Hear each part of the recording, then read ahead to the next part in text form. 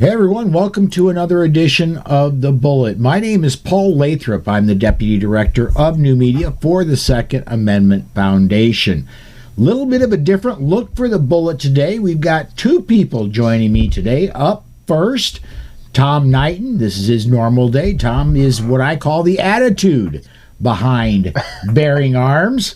Also joining me today is John Petrolino. He's the brains behind Bearing Arms. Nothing against Tom, but nobody researches like John Petrolino does. Gentlemen, thanks for coming on today. I appreciate you having me as usual. You didn't have to deal with Bizarro Tom Knighton again this week. There you go. Well, life and scheduling happen. It's not like I pay you guys to come on here. So, you know, you guys come on. You guys come on out of the goodness of your heart. Yes, I know. In Tom's case, we're all shocked to find he does have one. But you guys come on out of the goodness of your heart and to help promote your stuff. And I thank you for that, because I don't have to sit and talk just me for 30 minutes, and that makes my job a lot easier.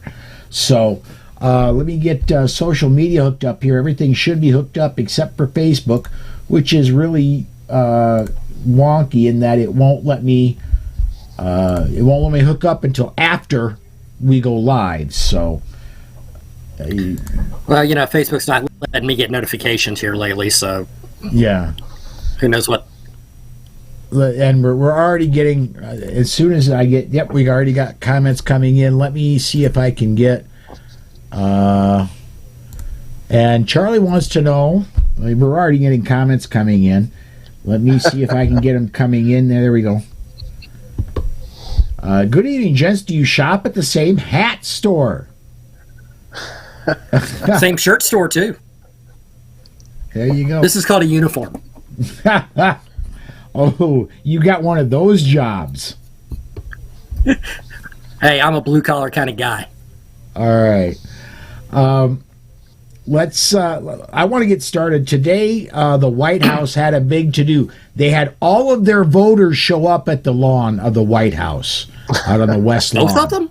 Yeah. Both of them? Wow.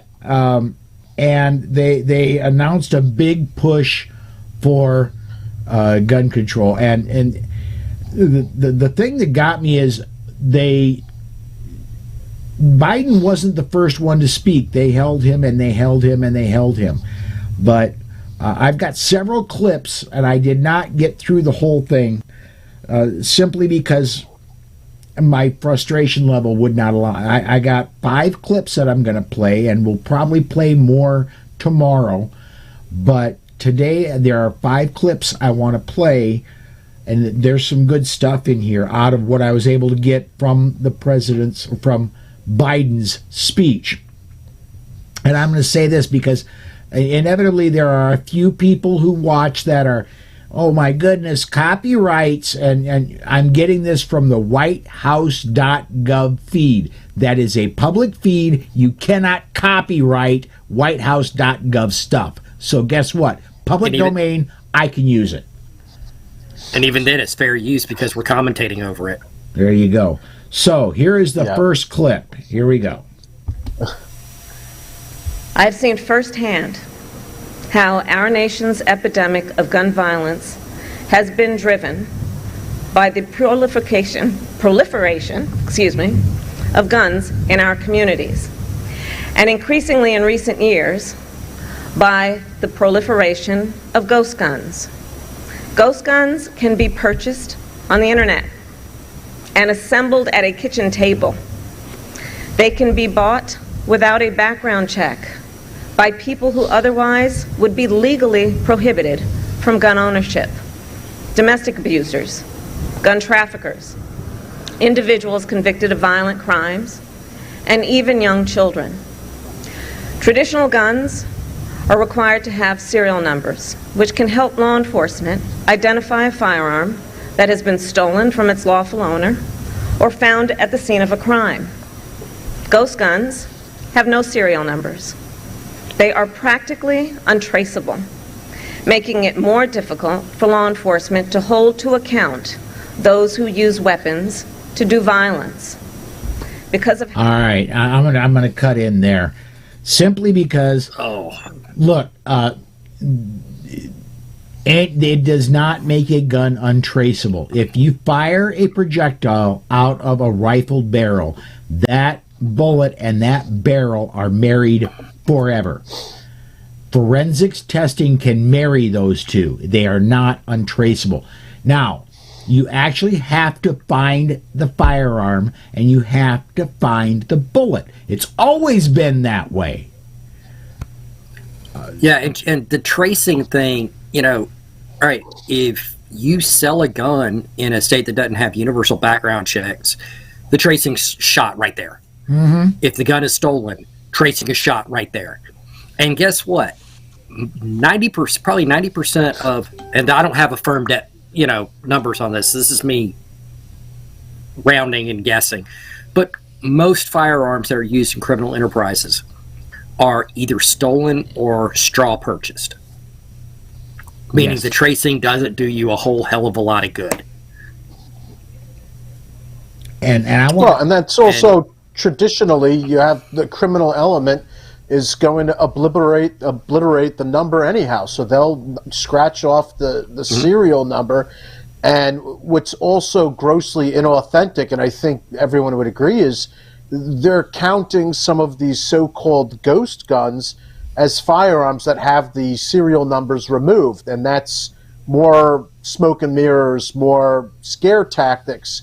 And those are the statistics that I'd really like to see, is how many of these so-called ghost guns are just firearms that have the serial numbers removed.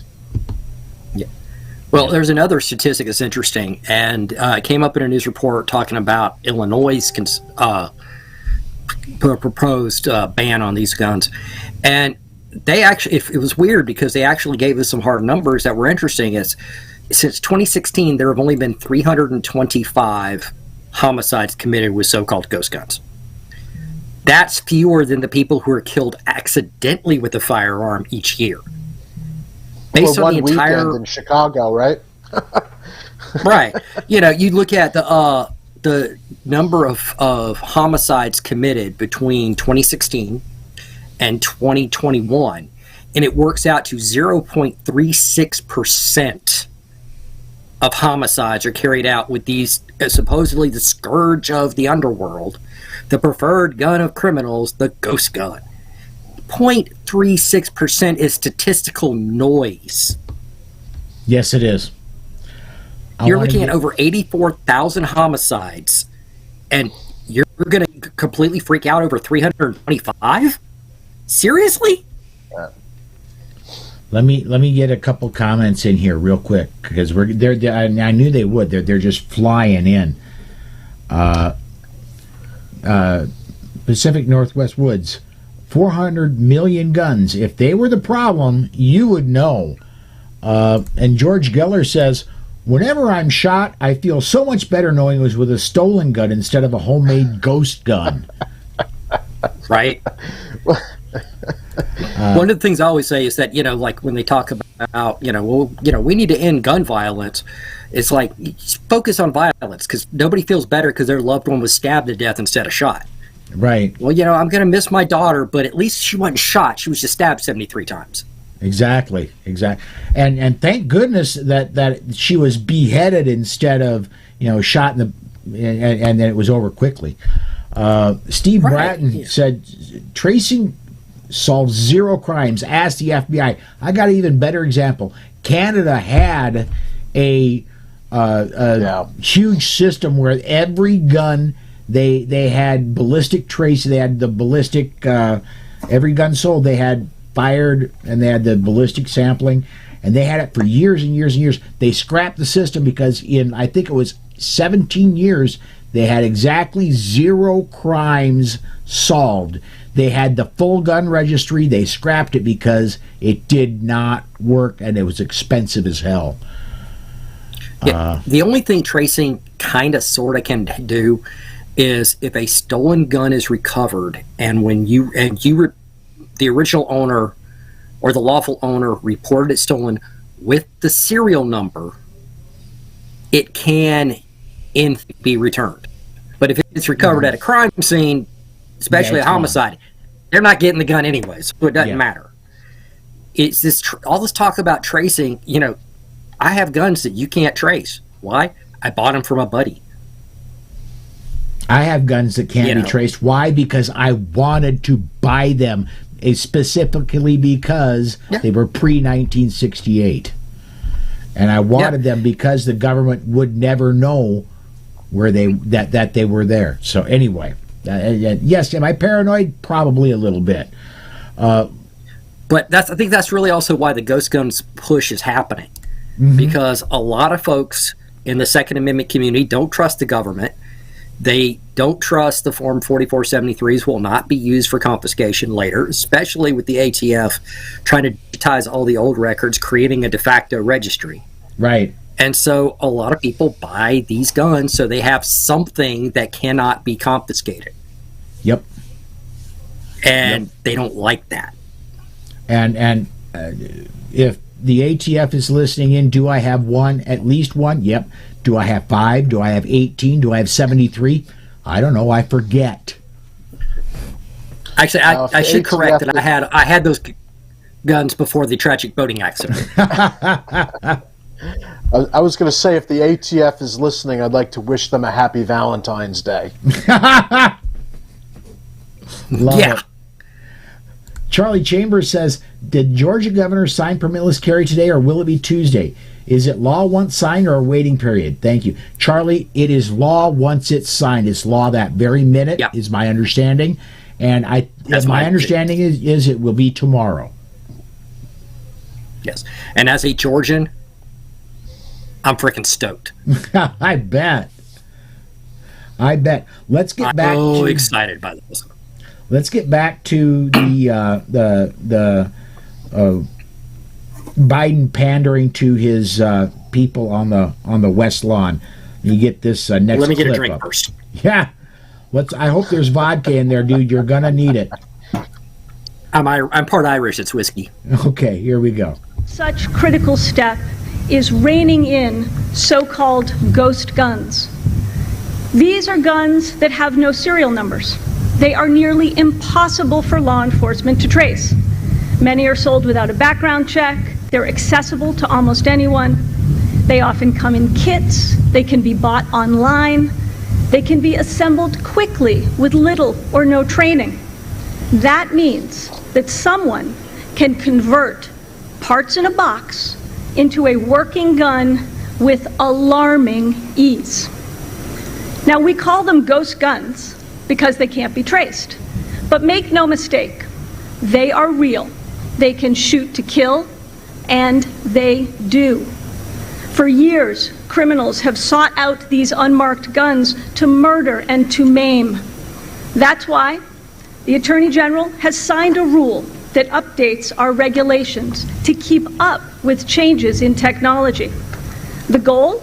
To keep untraceable guns off of the streets, out of the hands of criminals and others who are prohibited by law from possessing a firearm.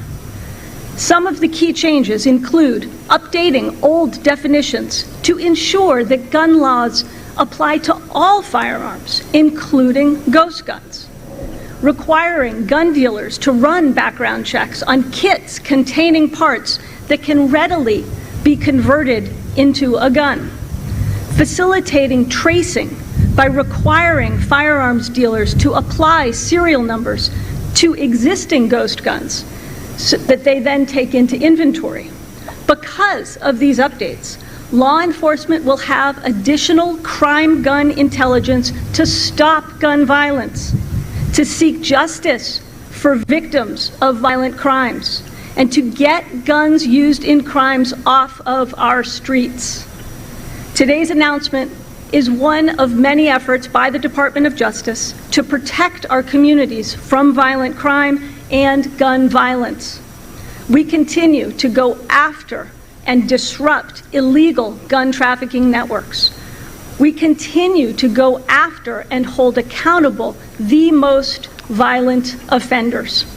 And we are working every day with our partners in law enforcement and with community leaders to craft specific strategies to combat violent crime and keep communities safe. Okay, two things about this one. Number one, and I both posted a Facebook post and I tweeted today that the Congress makes laws, the President and the Justice Department don't. And this was the Deputy Undersecretary's secretary to the something or another. This wasn't even the person in charge of the Justice Department. This was like number 3 at Justice. So, don't know why she was picked to be up there today, but she was. It's not because she's a powerful speaker. No, it's not. One other thing I want, and I brought this up before when next few clips, I want you folks to pay attention to the person that's doing sign language on the side. I was thinking about that. There is no way, with the amount of words that are flying, she's not getting a tenth across what is actually being said. I think she's totally faking it, and it's like the Mandela funeral translator. I think the only correct message he sent was he told someone to steal home. There you go. It is baseball season. But let me get this one in here quick. And there it is. There's the right button. Next, they will want to outlaw milling machines and metal stock. The government is full of big-mouthed, tyrannical dunces. Well, and 3D printing machines, because you can 3D print. You can 3D print, and none of these rules receivers hit 3D printers. No, they don't. None of these rules hit 3D print. And I'm going to cue Cody Wilson's Ghost Gunner 4, which will do slides and upper receivers. He calls it the 0%. I already know that's going to happen. Yeah, he said. Right now he's on the Ghost Gun. It's like right now the Ghost Gun 3 is what they have, and it does. Yeah, it's a 0%. You throw in a billet and it cranks out your receiver. I'm pretty sure that if you can't do it with a software update on this one, Ghost Gunner 4 will make upper receivers, and congratulations, you've accomplished nothing. Yeah. Which is about like everything else with gun control, really. Oh, yeah. Yeah. All right, let's, because I do want to get to some of what you guys have written, and we already burned up half the show, and I've got to keep this one at 30 minutes tonight, because I've got to recycle and get to the Polite Society podcast. So let's get to the next one here. Such critical step is reining in so-called ghost guns. These are guns that have no serial numbers. We honor your strength and your action. A year ago this week, standing here with many of you, I instructed the Attorney General to write a regulation that would rein in the proliferation of ghost guns, because I was having trouble getting anything passed in the Congress. But I used what we call regulatory authority. A year later, we're here to keep that promise. The gun lobby tried to tie up the regulators and paperwork for a long, long time. The NRA called this rule I'm about to announce extreme. Extreme. But let me ask you, is it extreme to protect police officers? Extreme to protect our children? Extreme to keep guns out? Okay, stop. Hold it right there. I am the gun lobby. I hate to steal that from the NRA and Neil Knox, but I am the gun lobby. Tom is the gun lobby. John is the gun lobby. We all are the gun lobby. Is it extreme to want to protect myself? Well, okay. I will say that it is extreme to want to regulate into oblivion a weapon type that has been used for only 325 murders in a country, 130 million people since 2016. Mm-hmm. I'm going to say going to go that out is on extreme. I'm even if been, you actually believe gun control worked, that's extreme. There have been far more murders with hammers than there have been with 3D printed with homemade firearms. Of all I'm willing to bet varieties. there's been more. I've been willing to bet there were more homicides with hammers last year Yeah.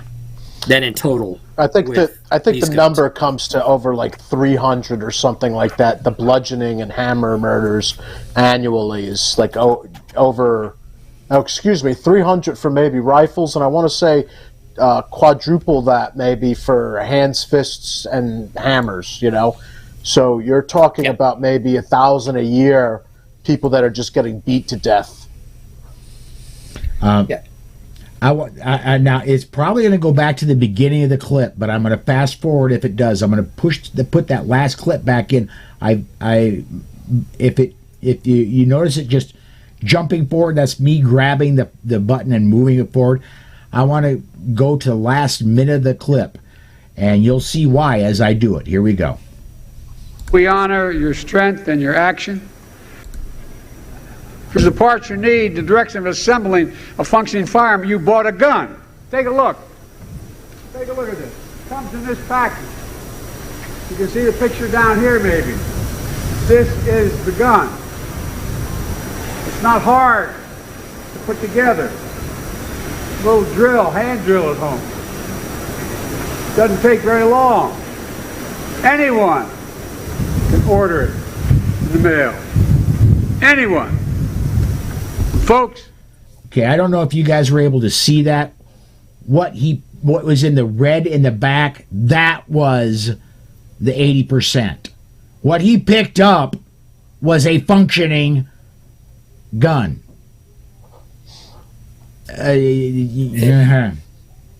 What are the transfer laws Well, in Washington, D.C.?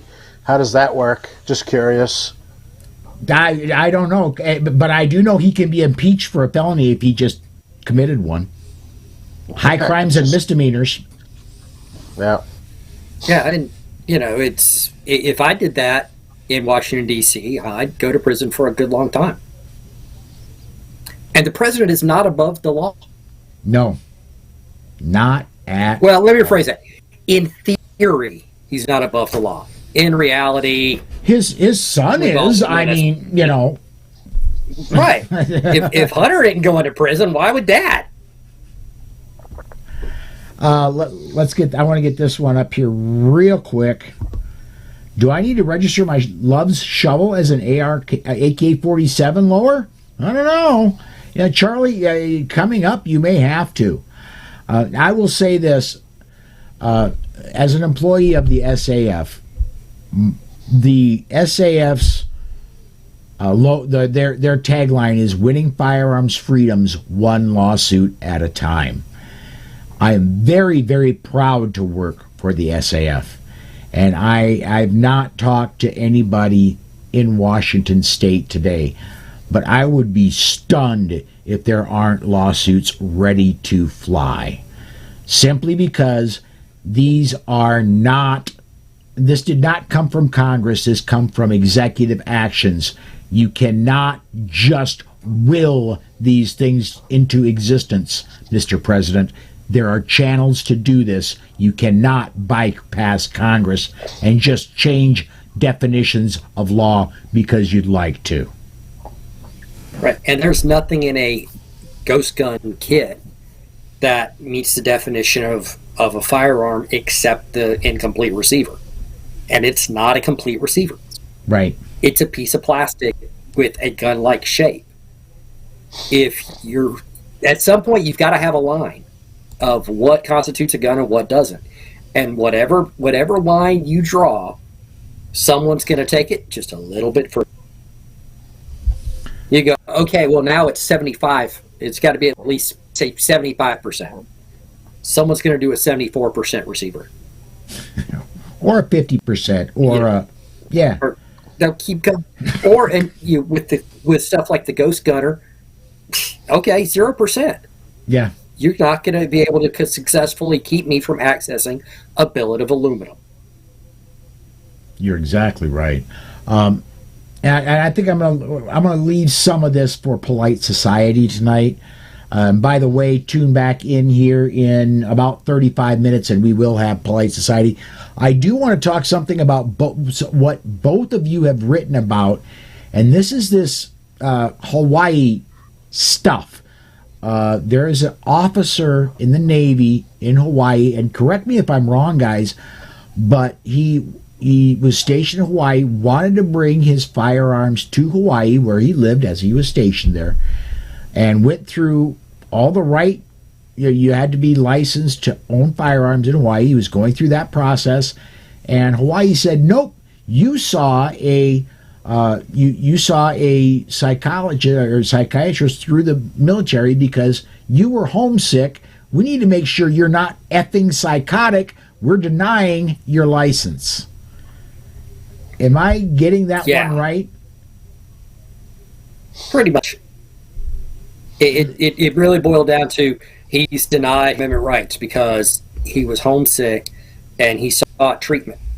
This is the most insane part of gun control, in my opinion, because it is premised on the idea that anyone who has a mental health issue should not be trusted with a firearm, which means people aren't going to get the help they might need, ultimately creating more of a problem, right? Because now somebody who's feeling homesick is going to look at this and go, I don't think I should go talk to someone. Well, yes. Sometimes something like that can fester to the point that they become very badly depressed and they take their own life. You know, right, and that was what I was going to say, Tom, is the crux too of the whole of the lawsuit is they're putting the onus on the person to prove that they're crisp in their own eyes. And that should be on the state all day, every day. If the state or the government wants to make a case that somebody is disqualified from firearm ownership, they're the ones that are supposed to do that, because we do have in our criminal side of things here, we are supposedly innocent until proven guilty. We're dealing with a constitutional right here, essentially the individual's being treated like a felon without any actual due process, if you think about it. And that's where I feel the lawsuit is really interesting. And I want to see this lawsuit advance. I want to see it create some precedents, because there are other states like that are point of contact states like New Jersey, for example, where they do a similar thing. And I know people personally that when they filed for their firearm paperwork here in New Jersey, their FID cards and their pistol purchaser permits, they're like, well, you saw a certified family therapist or whatnot, 10 years ago or something when you were in the middle of a divorce, and now we need you to get a letter from that therapist saying that you're good to go. And it's like, the guy was, going through some sort of counseling because he was having marital issues. Well, what do you want people to do? Not seek counseling if they feel they need it?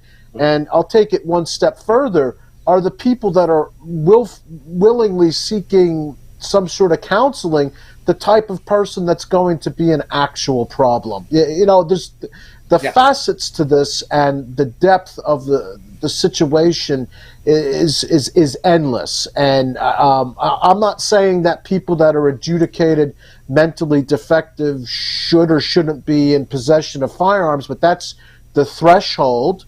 And why is the state of Hawaii, deciding that because this fella, sought advice or help because he was homesick is now a disqualified person? That's not how it works. And let's face facts. You get stationed in Hawaii, a lot of places in the Navy, because I was a Navy guy, a lot of places in the Navy, depending on which coast you're in, it's not that hard to go home. I drove home when I was in Virginia, drove home to Georgia from time to time. Wasn't a regular thing, but if I got homesick, I knew that was a possibility. Hawaii is thousands and thousands of miles. You're not coming home for a weekend. Right. Even if you live in California, you're not coming home for a weekend. You're not going to a vacation even, or a day trip. Where are you going in Hawaii? Oh, let's go to the Big Island. Oh, let's go to this island. Well, where that's it. Let's see more of Hawaii. Hawaii's a beautiful state. Hawaii's a beautiful state. You're not into tropics. Right. Right. One thing, This is what if I could become king for a day. Hang on just a second. Alexa, stop. What if I could become king for a day? One thing I would do is, if you are a politician in a anti-freedom state, and you would have to follow the same regulations you put up for gun owners to be able to run for public office. You have to follow the exact same procedures that they have to, the gun owners have to follow to carry in order to qualify to run for public office. I like it. I agree. I concur. You have darn few politicians, I'll tell you that much. You say that like it's a bad thing. and let's get that. This is a great point, George. Awesome point. Don't forget, Navy guys don't have access to anything potentially dangerous at work. Yeah, they don't have like Tomahawk cruise missiles or anything. Yeah. Yeah, can't get to those, and much less M4s and nuclear weapons weapons. and semi-automatic. Yeah, little stuff. All right, gentlemen, we are past the half hour, and I got 28 minutes now, and I've got to have Polite Society podcast up and running. I do encourage you to tune in 30 minutes, everybody, right back here when John Petrolino will be our guest on Polite Society. Me. Yeah. Oh, that guy? That guy. Tom Knighton, he's got other stuff to do. He's going to go do his thing, but do join us again in 2 weeks when Tom will be back here, and you get more of the attitude from Bearing Arms back here 2 weeks from today. But both of you gentlemen, thanks for joining me today, man. Appreciate it. Thanks for having me, Paul. All right, folks, we're going to say goodbye for now, and come join us in 30 minutes for Polite Society podcast. Thanks again for watching.